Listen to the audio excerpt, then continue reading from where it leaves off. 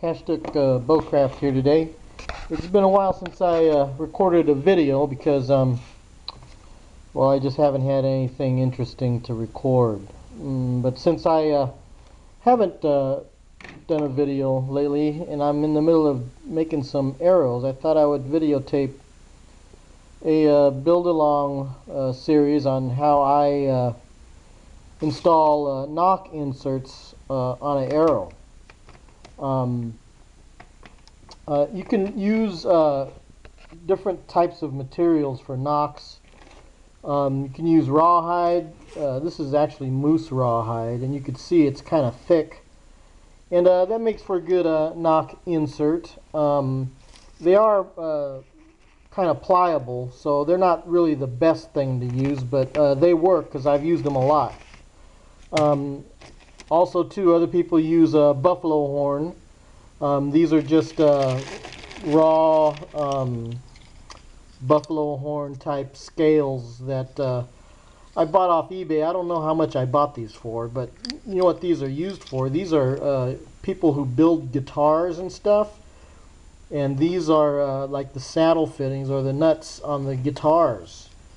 And I just stumbled across them on eBay, and I bought a whole bunch of you know, unfinished buffalo horn blanks, and they were really cheap. I got, I think, 60 of them of different assorted sizes.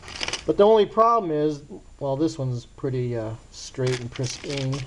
But you know, they're not, you know, they're kind of not, you know, straight pieces. A lot of them have a lot of bend to them. They're all different size, thicknesses, and everything, so you have to do some work on these to get them to fit into the nocks properly. Okay, or you can just go ahead and buy, you know, polished, pre-polished buffalo horn as well. You can also use any other type of material that's tough enough. You can use a bone, of which I've made nock inserts out of bone. But today, what we're going to do, we're going to be using a rawhide, or not rawhide, but hardwood. And this is walnut pieces that I just cut up, and this will work just as good. What I've done, I've drawn some guidelines. It's about 1.25 inches down the side of the shaft, and what I'm doing is I'm going to be cutting them in the same direction as the grain, or as the growth rings, or the grain direction of the arrow, and right down to the other side. Okay, when I cut the nock is going to go perpendicular to the grain, and that'll give it even more strength. But when I'm installing nock inserts, I usually do it with the grain, in the same direction as the grain. Okay, I don't know if that makes sense to you or not, but that's what I do. So what I'm going to do, I just wanted to show you guys how I go about doing that. What I'm going to do now is I'm going to go to the bandsaw and cut this slot here, and I'll show you what I do. Actually, what I'm going to do, these are not exactly the right thickness that I want. I want them to be all actually a little bit smoother, or thinner.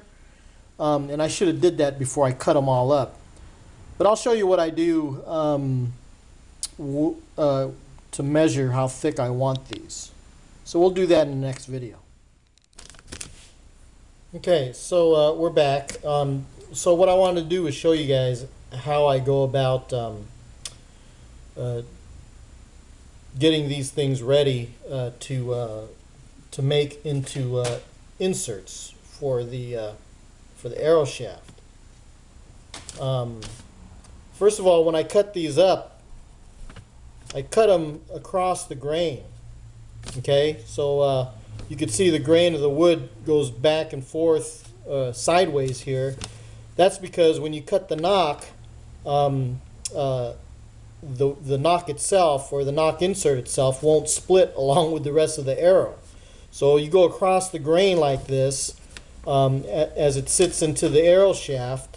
it'll make it even more durable, um, uh, while you're shooting the arrow. It won't split. And the way I size these things is, I get hacksaw blades and I tape 3 of them together, and I just made a little gauge here out of a piece of walnut to where these 3 hacksaw blades fit right into there, because that's about as wide as I want it to be as I cut into this shaft. Okay, and plus too, I don't want to spend too much time custom sizing each slot, throughout the however many arrows I'm making. So I want to have a uniform measurement. And basically what I do is I take these over to the bands or to the sander. That's how you end up. And this is how thin it is here. And I sand it down until it fits within the slot. So I know that when I cut it into the shaft, it'll be reasonably the same size, and I'll be able to glue the nock insert into the shaft. So there you go. We're going to pick this back up and show you what happens next. Okay, so we're back. What we're going to do now, we're going to cut the slot to insert the nock insert. So I'm just going to take it over with a bandsaw here. Just cut the guideline.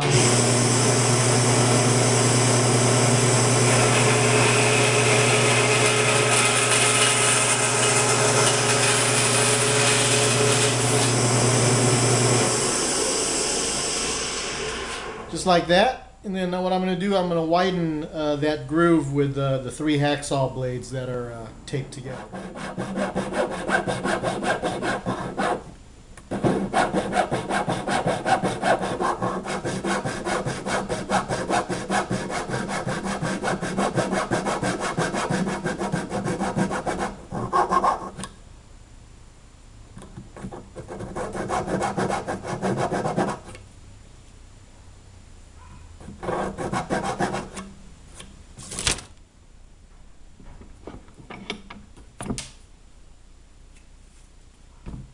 Okay, you can see I widened that slot. And now, what can happen is this thing just fits right in there. What we're going to do is going to glue this up and squeeze these ends together, and it'll be a tighter fit, and we can go ahead and trim down the sides here to make it fit better and look better within the shaft.